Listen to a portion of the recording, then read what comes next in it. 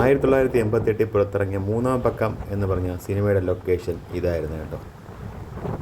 Hi friends, ഞാനിപ്പോൾ നിൽക്കുന്നത് വട്ടക്കോട്ടയിലാണ് കേട്ടോ. കന്യാകുമാരിക്ക് അടുത്തുള്ള വട്ടക്കോട്ട എന്ന് പറയുന്ന ഒരു കോട്ടയ്ക്കകത്താണ് നിൽക്കുന്നത്.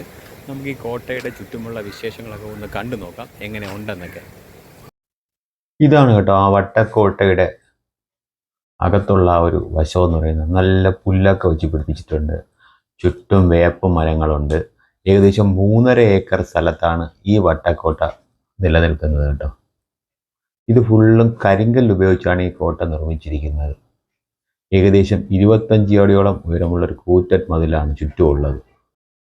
പിന്നെ ഈ കോട്ടയുടെ ഏറ്റവും വലിയ പ്രത്യേകത എന്ന് പറയുന്നത് ഈ കോട്ട കടലിലേക്കാണ് തള്ളി നിൽക്കുന്നത്, കോട്ടയുടെ ഒരു ഭാഗം. ബാക്കി വിശേഷങ്ങൾ നമുക്ക് ഇതിന് മുകളിലേക്ക് കയറിയ ശേഷം കാണാം. ഇത് നമ്മൾ ആ കോട്ടയുടെ മുകളിലേക്ക് കയറുമ്പോൾ ഒരു വ്യൂ ആണ് കേട്ടോ, താഴെ നിന്ന് മുകളിലേക്ക് കയറുമ്പോൾ ഉള്ളത്. ഈ വട്ടക്കോട്ട നിർമ്മിച്ചത് 18-ാം നൂറ്റാണ്ടാണ് കേട്ടോ. ഇത് തിരുവിതാംകൂറിൻ്റെ സുരക്ഷയുടെ ഭാഗമായിട്ടാണ് 18-ാം നൂറ്റാണ്ടിൽ നമ്മുടെ ഈ വട്ടക്കോട്ട നിർമ്മിച്ചത്. ഈ വട്ടക്കോട്ടയിലെ മതിലിൽ നമുക്ക് പീരങ്കി പോലുള്ള ആയുധങ്ങൾ വെച്ച് കടലിൽ കൂടെ ഏതെങ്കിലും ശത്രുക്കൾ വന്നാൽ ആക്രമിച്ചു കഴിഞ്ഞാൽ അവരെ തിരിച്ചടിക്കാനുള്ള സംവിധാനങ്ങളെല്ലാം ഇവിടെ ഉണ്ട്. അതിനാണ് ഈ കോട്ടയിൽ ഇങ്ങനെ കോട്ടയുടെ ഭാഗത്ത് ഇങ്ങനെ കട്ട് ചെയ്തിട്ടിരിക്കുന്നത്. ഈ കോട്ട ശരിക്കും നിർമ്മിച്ചത് തിരുവിതാംകൂറിലെ വേണാട് രാജാക്കന്മാരാണ് 18-ാം നൂറ്റാണ്ടിൽ ഈ കോട്ട പണി കഴിപ്പിച്ചത്. അതിനുശേഷം ഈ കോട്ട 1741 മാർത്താണ്ഡവർമ്മ മഹാരാജാവാണ് പിന്നെ ഈ കോട്ട നവീകരിച്ച് കരിങ്കല്ലുള്ളൊരു കോട്ട നിർമ്മിക്കുന്നത്. ഈ കോട്ട നവീകരിക്കാൻ നേതൃത്വം കൊടുത്തത് ഈസ്റ്റ് ഇന്ത്യ കമ്പനിയുടെ ഒരു മുൻ നാവിക സേനാ നായകനുണ്ടായിരുന്നു, ഡിലനോയി. ഡിലനോയിയെ മാർത്താണ്ഡവർമ്മ യുദ്ധത്തടവരനായി പിടിച്ച ശേഷം ഡിലനോയുടെ ആ നല്ലൊരു ആകർഷണമായ മാർത്താണ്ഡവർമ്മ തിരുവിതാംകൂറിൻ്റെ സൈന്യാധിപനായിട്ട് ഡിലനോയിയെ നിയമിക്കുകയായിരുന്നു. ആ ഒരു സമയത്താണ് ഈ കോട്ടയുടെ നവീകരണവും നടന്നിരിക്കുന്നത്. കന്യാകുമാരിയിൽ നിന്നൊരു 7 കിലോമീറ്റർ മാറിയാണ് കേട്ടോ നമ്മുടെ ഈ വട്ടക്കോട്ട സ്ഥിതി ചെയ്യുന്നത്. അതായത് കന്യാകുമാരി പോകുമ്പോൾ തന്നെ പോകുന്ന വഴി തന്നെ നമുക്ക് ഈ കോട്ടയിലേക്ക് കയറാൻ പറ്റും. അത് കഴിഞ്ഞാണ് കന്യാകുമാരി ഉള്ളത്. പിന്നെ ഇവിടെ നോക്കുമ്പോഴൊരു വ്യൂ എന്ന് പറഞ്ഞാൽ ശരിക്കും ഒരു അടിപൊളി വ്യൂ ആണ് കേട്ടോ. ആ കടലിലേക്ക് തള്ളി നിൽക്കുന്ന കോട്ടയും അതിൻ്റെ ചുറ്റുപാടുമുള്ള വ്യൂ എല്ലാം അടിപൊളിയാണ് കാണാനായിട്ട്. ഇവിടെ ഒരുപാട് ആൾക്കാർ ഇത് കോട്ട സന്ദർശിക്കാനായിട്ട് വരുന്നുണ്ട്.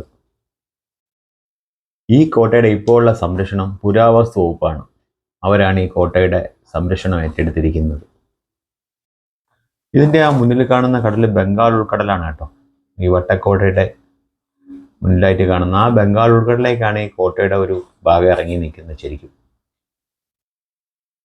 പിന്നെ ഇവിടെ ഏറ്റവും നല്ലൊരു ഭംഗിയെന്ന് വെച്ചാൽ ഇതിനകത്ത് മൊത്തം പുല്ലൊക്കെ വെച്ച് പിടിപ്പിച്ചിട്ടുണ്ട്. കണ്ടാലൊരു വലിയ ഗ്രൗണ്ട് പോലൊരു ഫീലിംഗ് നമുക്ക് തോന്നും, പക്ഷെ ഗ്രൗണ്ട് അല്ല.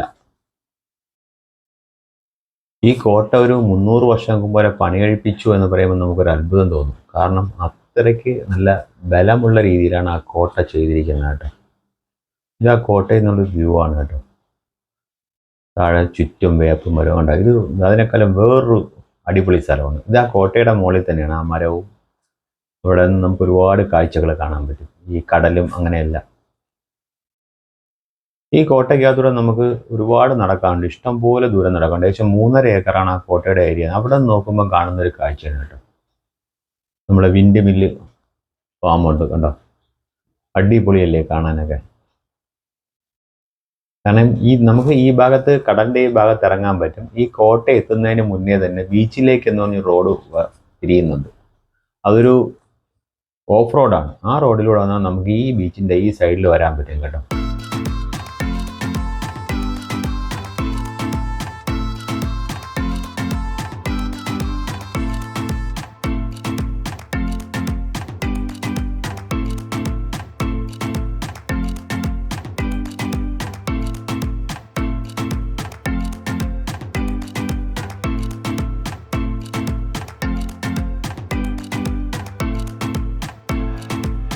ഇത് നമ്മൾ നേരത്തെ പറഞ്ഞല്ലോ, ഇത് ചെറിയ തോക്കുകൾ പോലുള്ള വെച്ച് വെടിവെക്കാൻ വേണ്ടിയാണ് കേട്ടോ. ശത്രുക്കൾ വരുമ്പോൾ ഈ ചെറിയ ചെറിയ ഹോളുകൾ അവിടെ ഇട്ടിരിക്കുന്നത്. മറ്റേത് വലിയ പീരങ്കി പോലെയുള്ള വെടിക്കോപ്പുകൾ വെച്ച് ശത്രുവിന് നേരെ ആക്രമണം നടത്താനും വേണ്ടിയാണ് കേട്ടോ ആ വലിയ വലിയ ഹോളുകൾ ഇട്ടിരിക്കുന്നത്. ചെറുത് നേരത്തെ പറഞ്ഞല്ലോ.